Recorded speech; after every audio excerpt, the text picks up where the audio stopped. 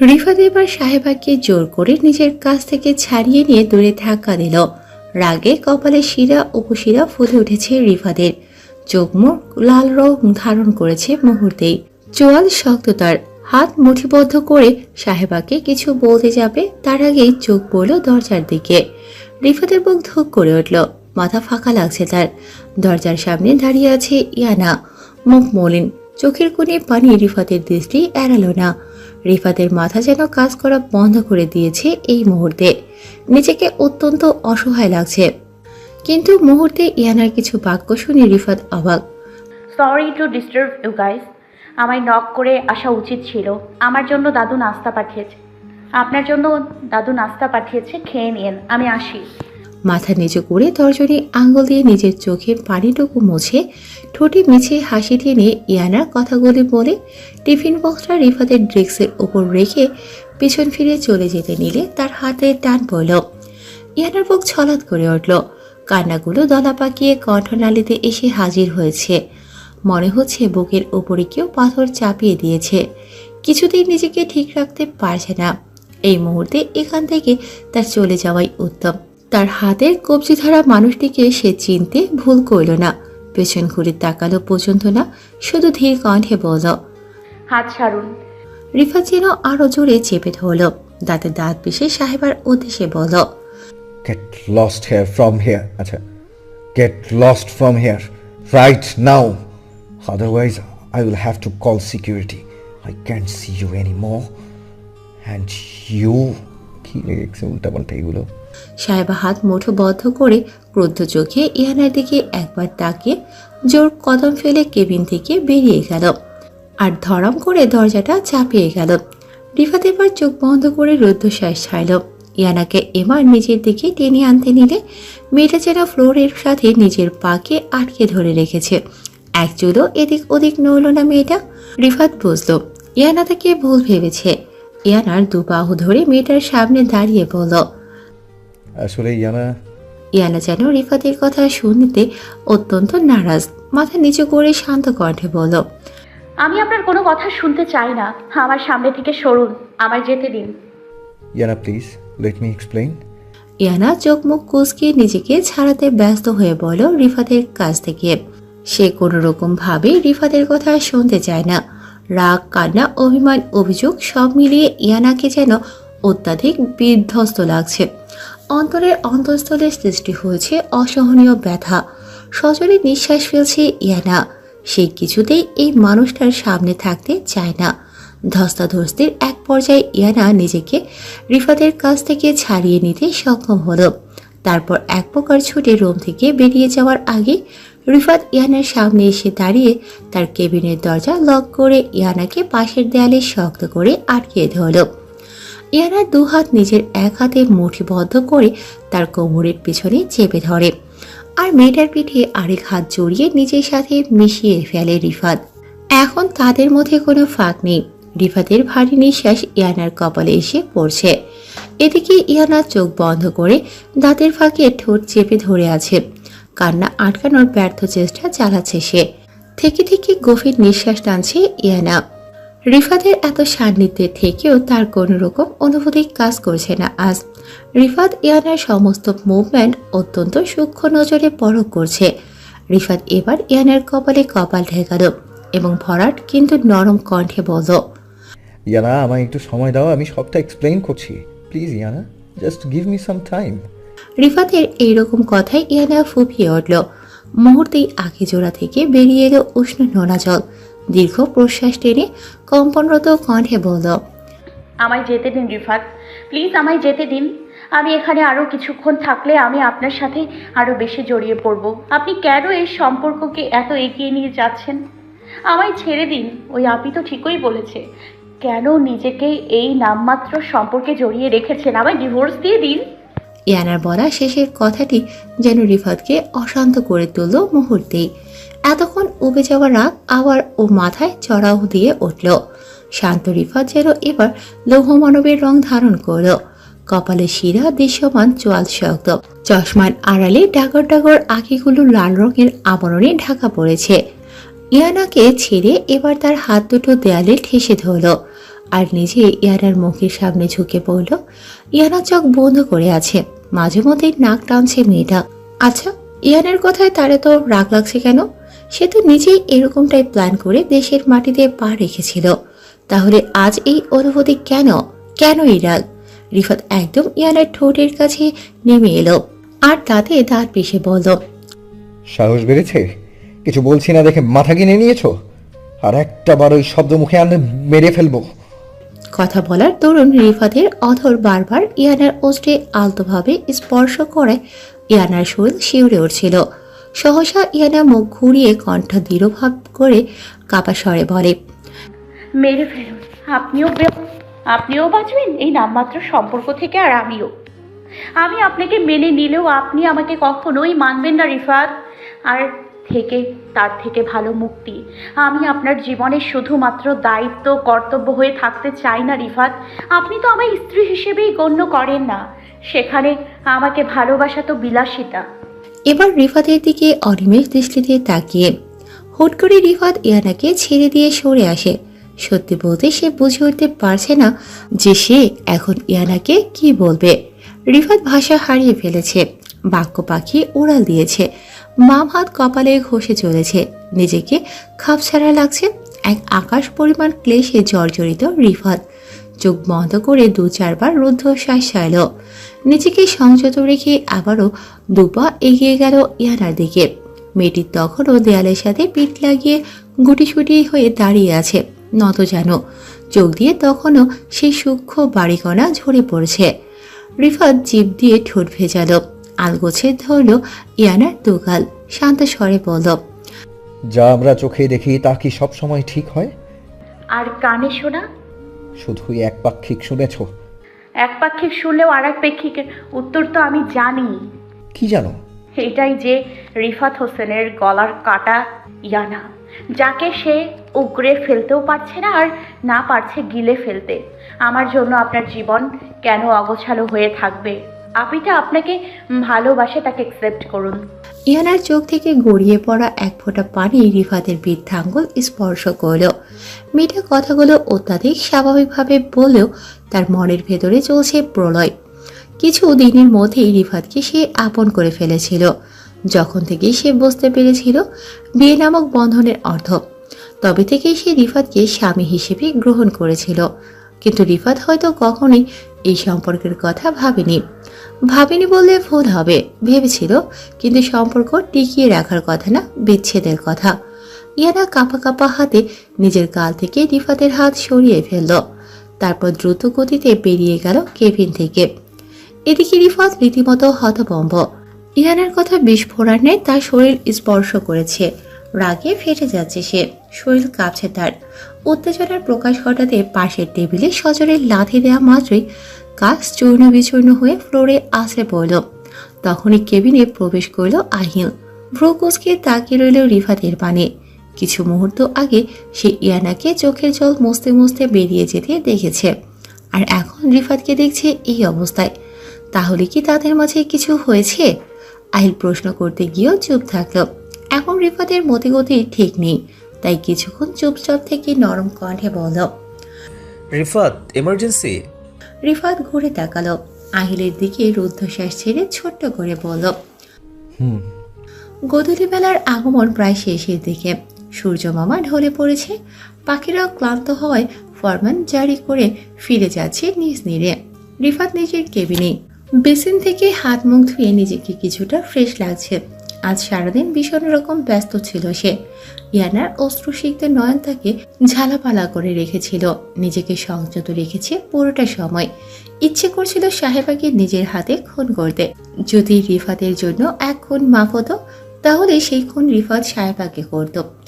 জানালার পাশে দাঁড়িয়ে একটা সিগারেট ঠোঁটের মাঝে নিয়ে লাইটারের দ্বারা সেটা জ্বালাতে যাবে, তার আগেই কেউ একজন তার সিগারেট নিয়ে জানালার বাইরে ফেলে দিল। রিফাত ফট করে পাশে তাকালো, দেখলো আহিল। ছেলেটার দাঁত দেখিয়ে হেসে বলল, এইসব খেয়ে ইয়ানার চুমু থেকে বহিষ্কৃত হতে চাস? মেয়েরা কিন্তু কালো ঠোঁটে চুমু খেতে চায় না। ইনার কথা উঠতেই রিফাত কিছুটা থমথমে খেয়ে গেল। তৎপর বুঝলো আহিল তার সাথে মশকরা করছে। রিফাতও বাঁকা হেসে বলল, কেন, আতিকা বুঝি তোর ঠোঁটকে নির্বাসনে পাঠিয়েছে নাকি শর্ত জারি করেছে? রিফাতের কথায় মাথা চুলকে হাসলো আহিল। ইয়ার মেয়েটা একদম জেকে বসেছিল মাথায়। সে সিগারেট পছন্দ করে না জানতে পেরেই চেইন স্মোকার হয়েও সিগারেট খাওয়া বন্ধ করেছি। আহিলের কথায় হাসলো রিফাত। তখনই টোকা পড়ল কেবিনের দরজায়। রিফাত রাজবাড়ি কণ্ঠে বলল, কাবিন।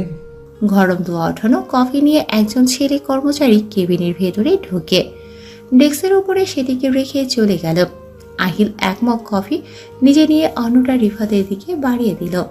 সত্যি রিফাতের এই মুহূর্তে কফির প্রয়োজন ছিল। রিফাতের কেবিনে আসার আগে সে স্টাফকে বলে এসেছিল 2 মগ কফি রিফাতের কেবিনে পাঠাতে।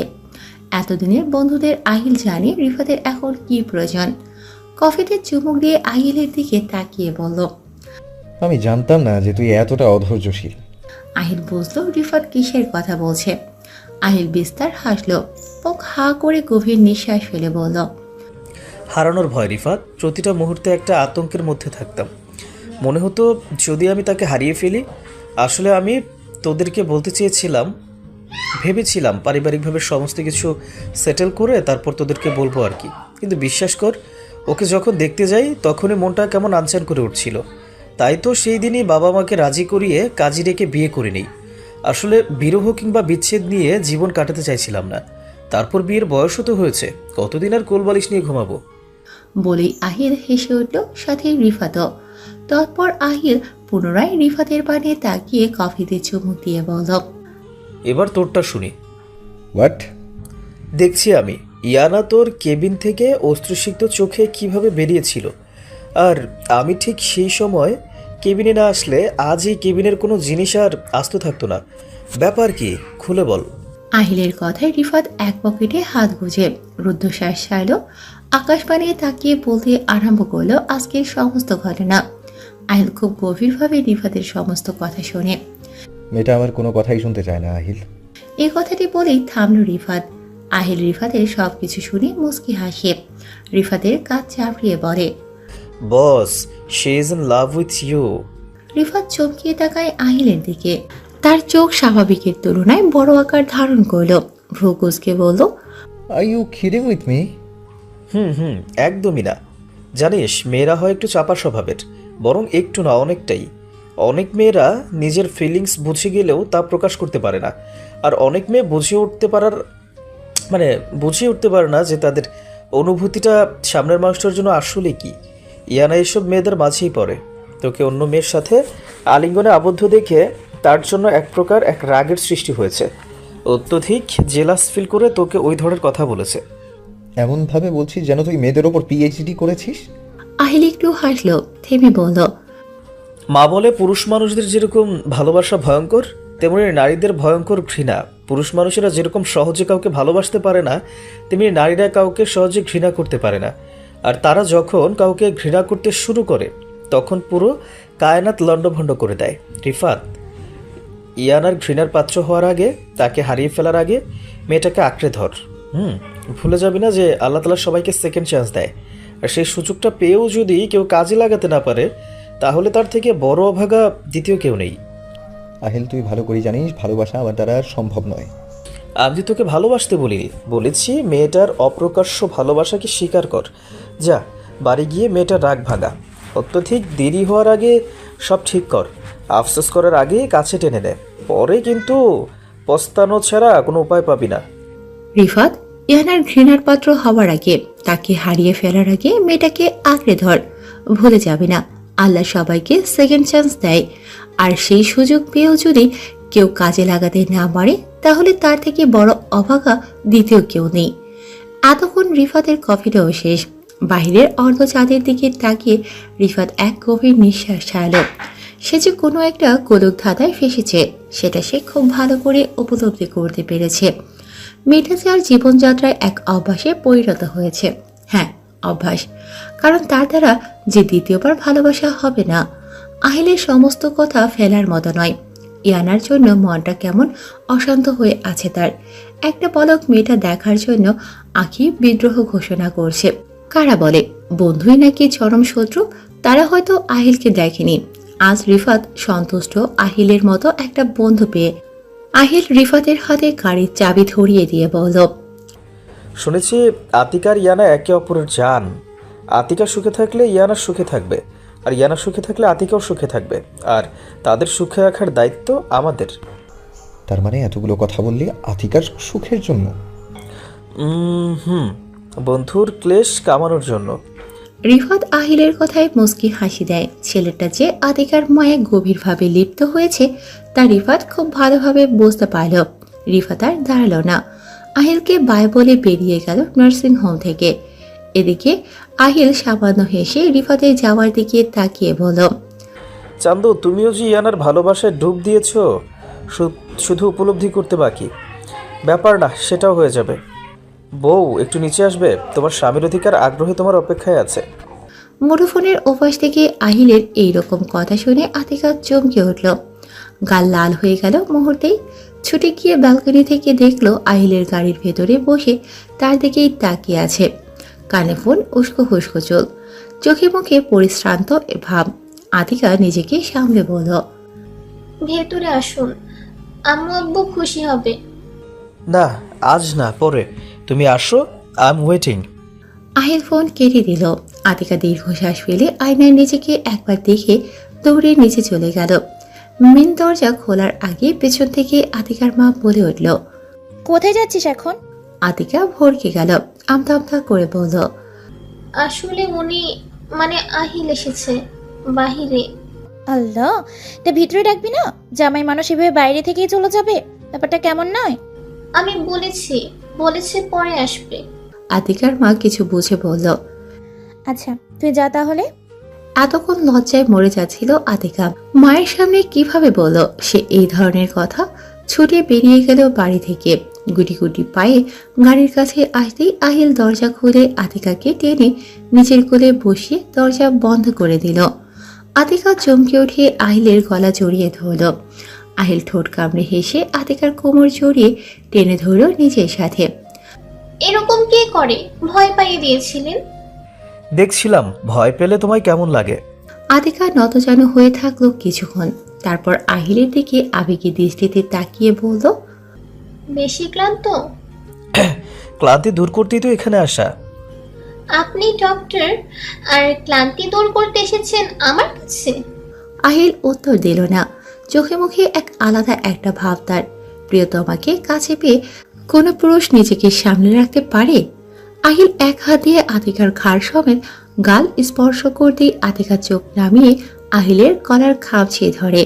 মুহূর্তেই অনুভব করতে পারে তার অধর জোড়ায় স্নিগ্ধ ছোঁয়া। সেই ছোঁয়া পর মুহূর্তেই আতিকার গলায় নেমে আসে। আতিকার নেতিয়ে যাচ্ছে, অবশ হয়ে আসছে তার শরীর।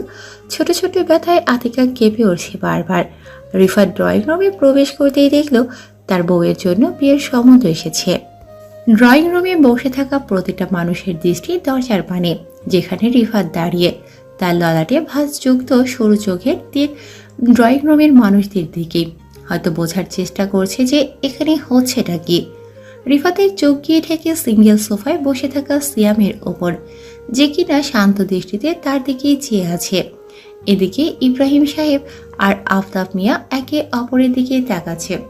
ছেলেকে কি জবাব দেবে তারা? ইয়াসমিন বেগম আর আশফিয়ারও একই অবস্থা। রিফাতকে দাঁড়িয়ে থাকতে দেখে ইব্রাহিম সাহেব হালকা হেসে বলল, আরে দাদু ভাই, ওখানে দাঁড়িয়ে রইলে কেন? ওটা আমার বড় নাতি রিফাত আর ইয়ানার। ইব্রাহিম সাহেবের শেষের কথা শেষ হওয়ার আগেই সিয়ামের মা তাকে থামিয়ে নিজেই বলতে শুরু করলো,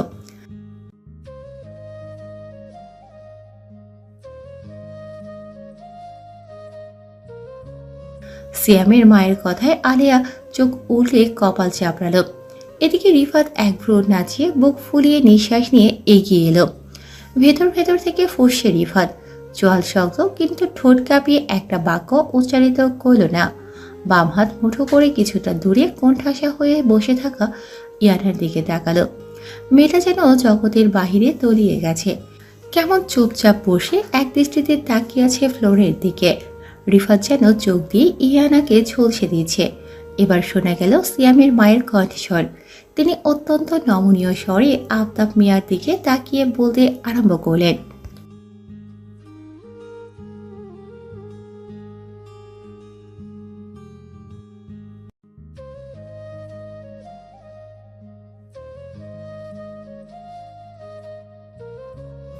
সিয়ামের মায়ের কথা শেষ না হতেই রিফাত জ্বলন্ত চাহনি নিক্ষেপ করল তার সামনের সোফায় বসে থাকা সিয়ামের দিকে, যে কিনা কোনা চোখে ইয়ানার দিকে বারবার তাকাচ্ছে।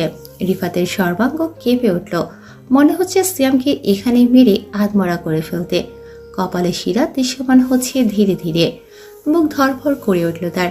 রাগের সাথে এক অশান্ত অনুভূতির সৃষ্টি হয়েছে তার মধ্যে। মনে পড়ে আহিলের বলা কথা, সে কি সত্যি ইয়ানাকে হারিয়ে ফেলল? তবে কি সত্যি দেরি হয়ে গেল? এখন কি আফসোস করা ছাড়া উপায় আর নেই তার? ইয়ানার অপ্রকাশিত ভালোবাসায় কি প্রকাশ সীমানা অতিক্রম করবে না? নিজের চিন্তা ভাবনা নিজের কাছেই বৃষ্টি ঠেকল রিফাতের। মনের মধ্যে সীমাহীন জেদ চাপল। অন্তর চিৎকার করে বলল, ইয়ানা শুধুই তার, একান্ত তারই। আজ বাড়ি ফেরার পথে রিফাত অনেক ভেবেছে। সে সিদ্ধান্ত নিয়েছে মেয়েটাকে মেনে নেবে, আর ইয়ানা নামক মেয়েকে না মেনে নেওয়ার কোনো ধরনের কারণ তার কাছে নেই। অত্যন্ত চঞ্চল স্বভাবের মেয়ে ইয়ানা, সময় সাপেক্ষে শান্ত বটে। ইয়ানা তার সামনে জন্ম নিয়েছে, তার সামনে বেড়ে উঠেছে। মেয়েটার মধ্যে কোনো খারাপ লক্ষণ দেখেনি কখনোই। 29 বছর বয়সী রিফাত এইটুকু খুব ভালো করে উপলব্ধি করতে পেরেছে, ইয়ানা তার অন্তরের কোনো এক কোণে নিজের আস্তানা জমিয়ে নিয়েছে। রিফাত সিদ্ধান্ত নিয়েছে ইয়ানাকে সে তার প্রাপ্য সম্মান, অধিকার, স্ত্রীর মর্যাদা সমস্তটা দেবে। আর ভালোবাসা, সেটা রিফাত হাবরের মতো নিঃশ্বাস নিচ্ছে সংগোপনে। পরিস্থিতি অনুকূল আবহাওয়া ছড়িয়ে পড়ার আগে আশফিয়া বলে উঠল, ইয়ানা আমাদের আদরের মেয়ে, তার নিয়ে প্রশংসা সবার কাছেই শোনা যায়। আপনিও তার ব্যতিক্রম নন। আর শিয়ামের কথা আমরা সবাই জানি, শান্ত ভদ্র ছেলে আপনার, কিন্তু আপনার প্রস্তাব যে অহেতুক। আশফিয়ার কথা শুনে সিয়ামের মা সাথে সিয়ামও চমকে ওঠে।